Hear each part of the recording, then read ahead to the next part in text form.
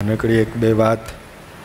સામર્થ્ય તો કેવી છે, 2021માં જ અનકોટ હતો એવીડી પર અને પધાર્યા હતા અને રાતના મોડા આવ્યા હતા.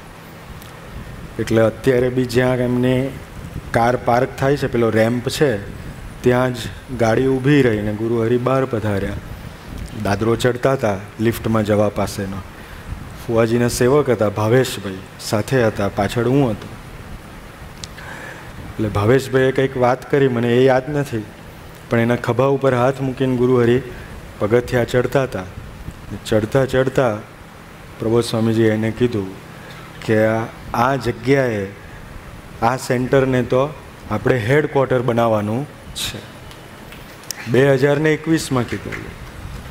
તો એવી બધી એમની સામર્થ્ય તો અપાર છે.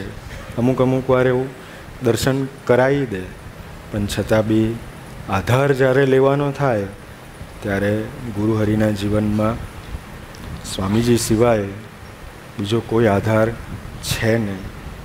ગમે તેવી પરિસ્થિતિ હોય, પ્રબોધ સ્વામીજી ભજન કરે અને કરાવે. તો અત્યારે એમને આપણા પાસે એવું ભજન કરાવવું છે.